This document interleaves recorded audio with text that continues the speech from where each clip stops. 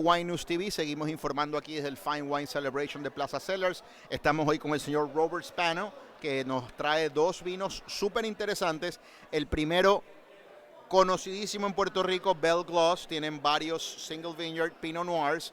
Es una botella súper elegante con ese cierre de cera.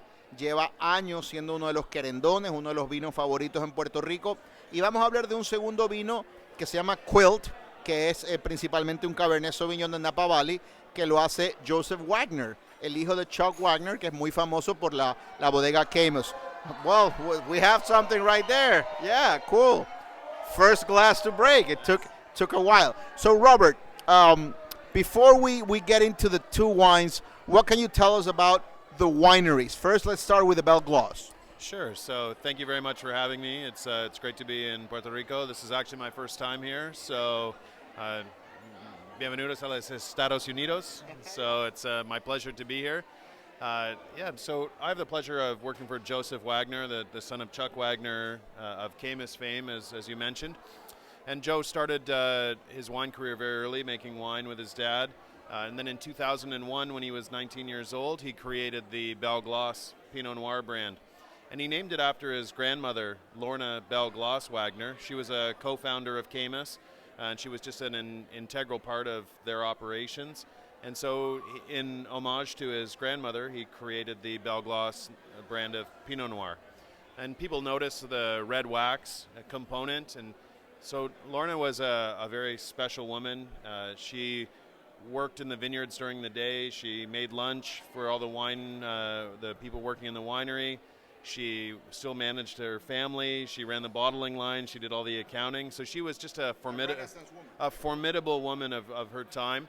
And so Joe really wanted to reflect that as well, even from the packaging, because if the name was going to have her name on it, he wanted to also identify that the wine also needed to be different, not like any other wine out there, just like how his grandmother wasn't like any other grandmother that was out there. So in 2001, the Belle Gloss Pinot Noir single vineyard sites of Pinot Noir were created, and it was a time when Cabernet was sort of king of California, and Pinot Noir really didn't have an identity yet.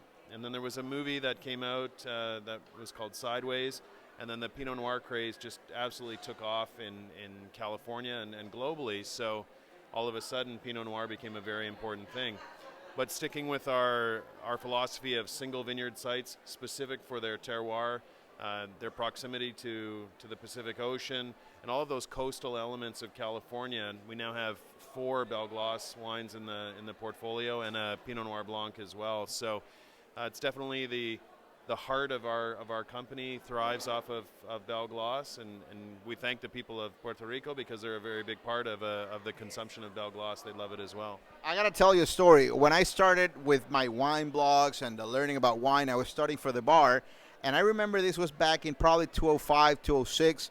The first Belle Gloss started getting to Puerto Rico, so I bought a couple of bottles, and back then I didn't know how to manage my consumption very well. And the wine was so good that I think I had a little bit too much, but it was a beautiful night. Belle Gloss is a very dear wine to the local consumer, to the market in Puerto Rico.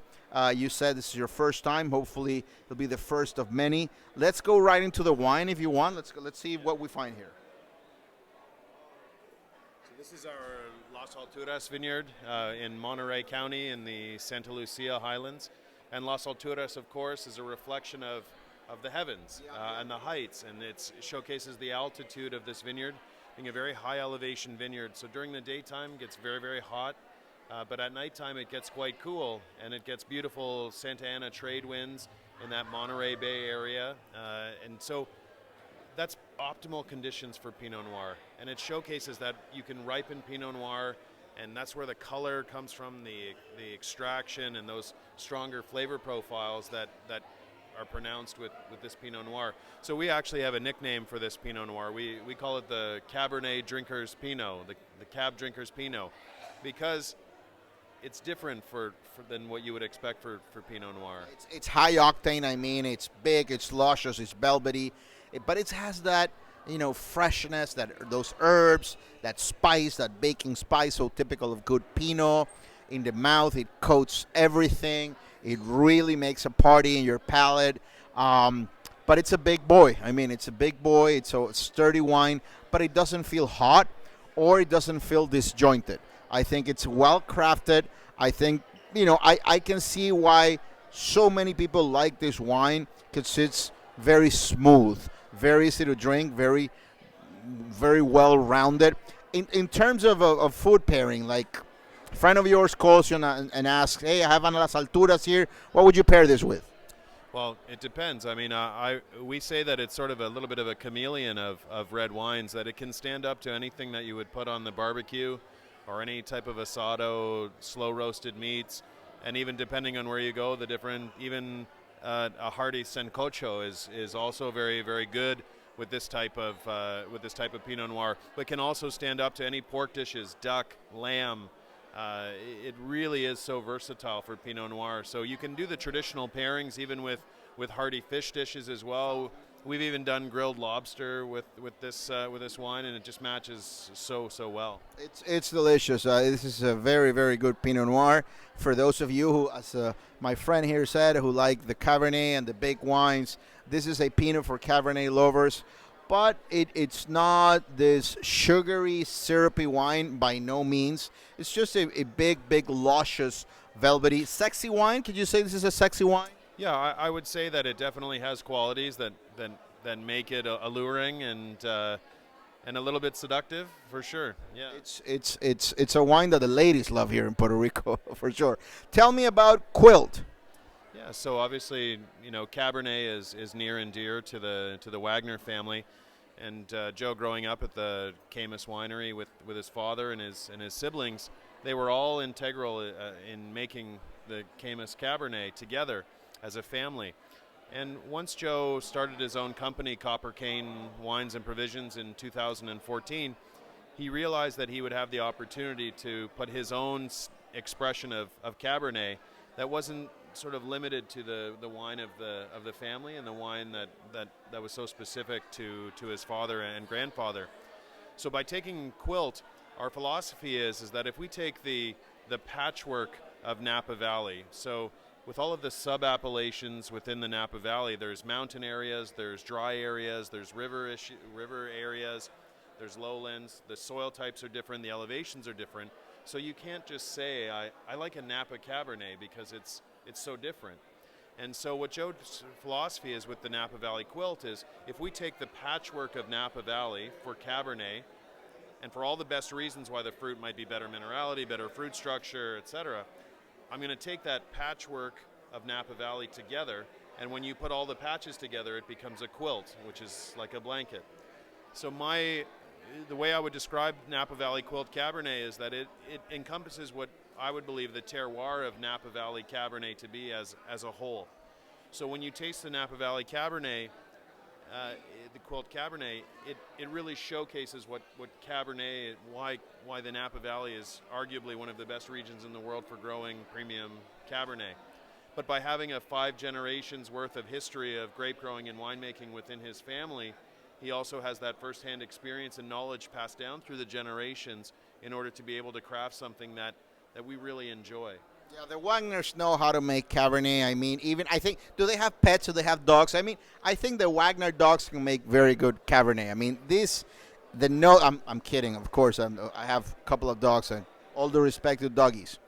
But, I mean, I put my nose on the glass.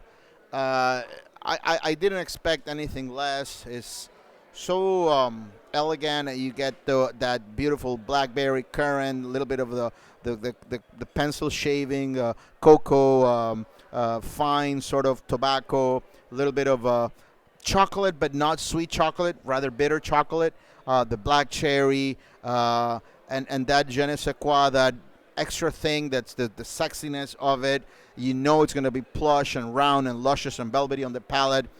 The nose is so haunting. Is there a blend here, or is this 100% Cab? No, it's a 100% Cabernet, but it's a blend of all of the regions within the Napa Valley where Joe feels that the Cabernet is special for its reasons.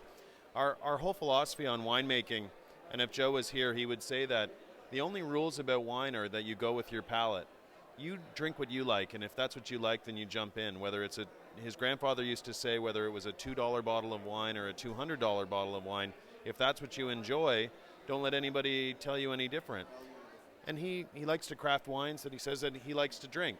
And he has a palate that I think is reflective of his upbringing, but also being very conscious to what the wine consumer today is doing. And we're very excited to have a versatile wine within our portfolio that really encompasses and showcases where he's from. And Cabernet is one of those great things. I just had a sip, and it's a very silky, smooth, round, plushy, but at the same time it's agile. It doesn't feel overbearing, overwhelming, doesn't give you that whack of sweetness or of this oak monster, as my friend Gary Vaynerchuk used to say. It's well made. In terms of food pairing, if somebody out there watching you says, I'm going to buy the Quilt, what would you pair this with? Well, I mean, anything off of the barbecue, of course, is amazing. We've actually had some amazing pairings with Thai food, believe it or not. Yeah, there's some great acidity to our wines, and that makes them very approachable and very, very food friendly.